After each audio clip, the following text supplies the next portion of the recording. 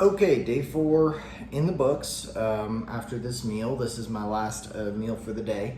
Um, this is one of those things, where I really am talking specifically to people that are working full time. You've got a family, you've got kids, you've got all of that sort of responsibility, and you're trying to be fit, you're trying to stay lean and healthy and do the best that you can.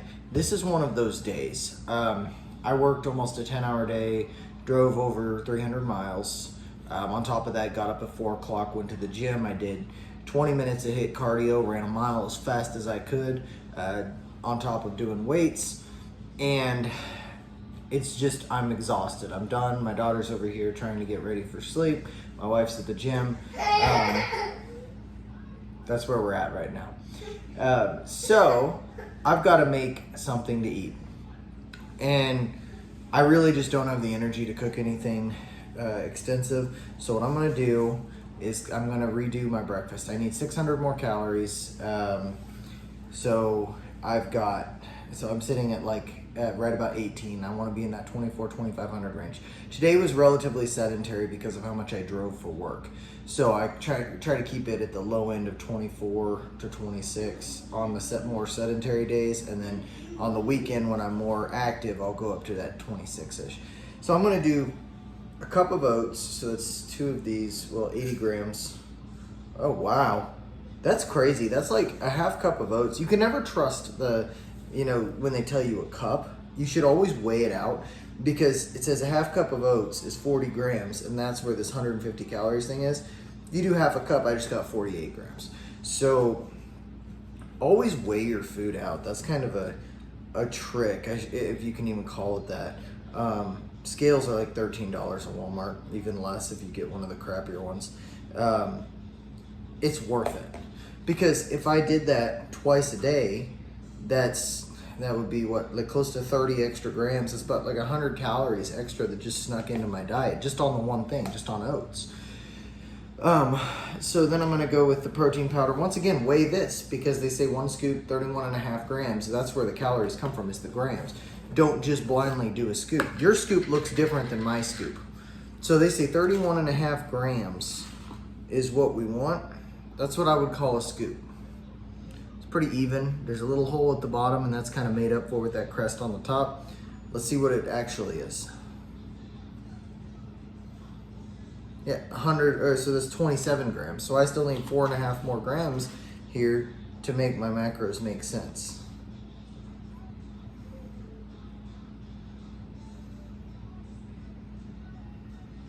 Let's see if I got it there. And that's protein, so there we go.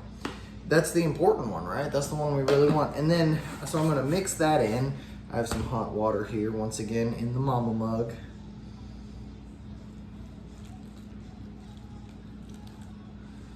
And I'll stir that all together. So this is gonna be, so right now I'm at 430 calories right here. And I've got the 10 and 24 is 34 grams of protein. I'm still a little low on fats. I still need a little bit of protein for the day. Not much, I think I'm like 10 grams shy right now. So what I'm gonna do, since I use this banana bread protein.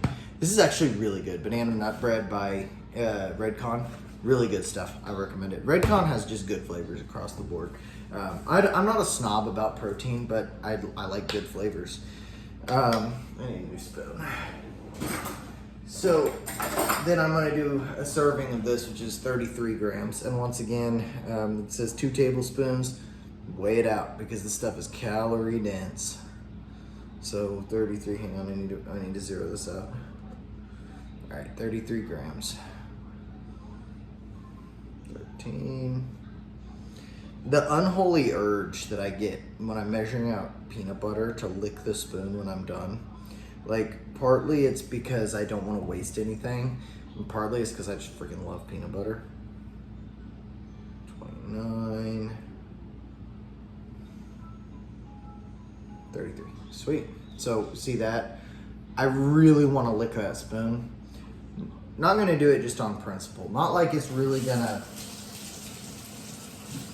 make that big of a difference, but when you when you do something that doesn't make that big of a difference 10 times in a day, or 5 times in a day, or 3 times in a day, guess what? That kind of adds up to a little bit of a difference. So just right there, what you saw, not licking the spoon and going by grams instead of, a half cup like this says, or 1 scoop like this says, I actually altered the entire makeup of this meal.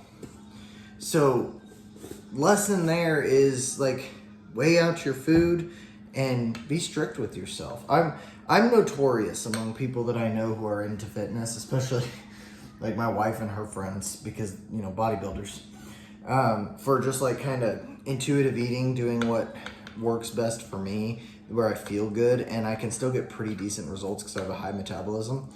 I should say I get pretty good results most of the time until I like really go off track, which I have, admittedly, especially switching to a more sedentary job. But I've kind of always done just like intuitive eating.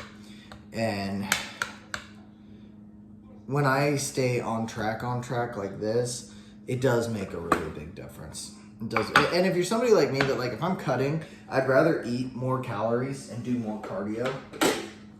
But eventually that trade-off gets to be so unbalanced, it's not feasible.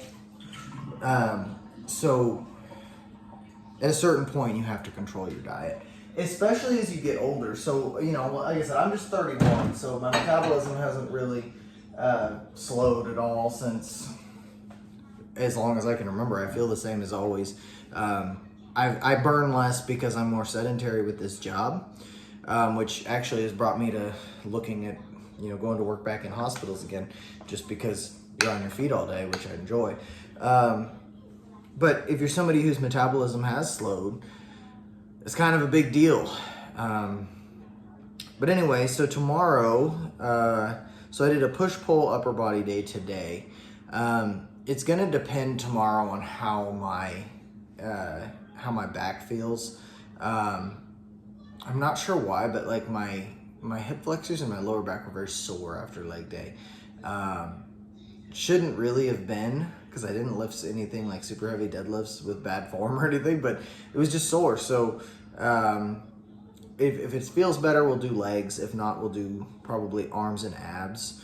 One thing that I learned, I used to always do as an athlete, and I'm kind of rambling here, but this is kind of important too. People like to do abs at the end of their workout. They do like 8 sets of abs or 6 sets of abs and call that good, and take them 10, 12 minutes to do it.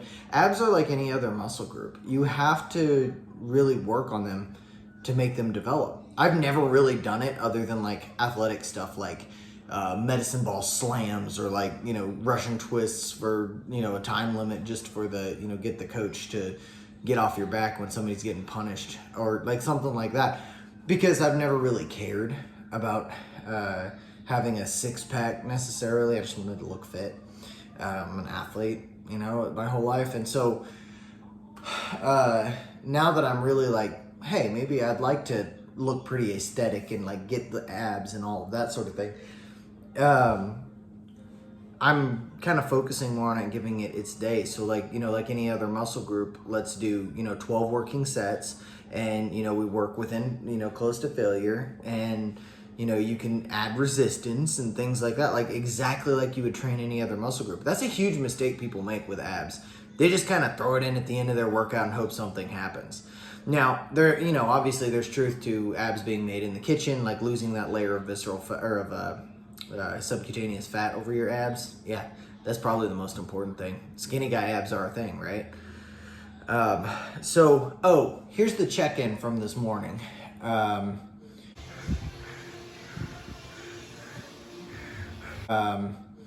So this is how I looked. I had 40 ounces of water at this point and a granola bar, but that's kind of the first chance I really get to, sorry, my nose itches. I have really bad allergies.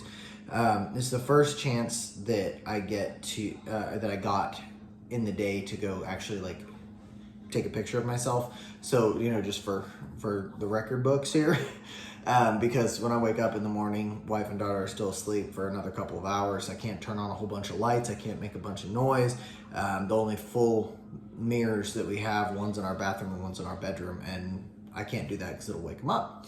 Another challenge of having a family and trying to keep yourself accountable with progress pictures. Progress pictures are a thing. That's another thing that I've never really done. I was never the one to post that on Instagram or Facebook when I had social media, which I don't anymore. Yeah, it's kind of an important piece to kind of make sure you're on the right track, along with losing the weight on the scale. You got to look at yourself. Do my muscles look full or do they look flat? Do my arms and chest and shoulders, am I growing size? Is the proportion getting better between my shoulders and my waist? Or is it, I'm losing weight off my belly, but I'm also losing my muscle up here? That could mean you're doing too much cardio, not eating enough protein. There's just so many different factors that go into it. Progress pictures are really nice. You just keep them on your phone, kind of, okay, I look like this here and I look like this here. I have a really nasty picture of right after I turned 30 that's going to be the one I compare it to when we're done with the 6 weeks, because it was right around the time a year ago, right around where these 6 weeks will be ended. As far as today, eating went pretty well. I stayed right on track, didn't do anything outside of the rules, didn't make any substitutions, did exactly what was on the plan. I'm just over 8,500 steps, which is good. I'm going to finish out the 10,000 here later on. I got to go get my daughter a bath and get her ready for bed, but after she goes to sleep, I'll get 1,500 more steps. And I'm going to eat these oats, and I'm going to feel good about myself.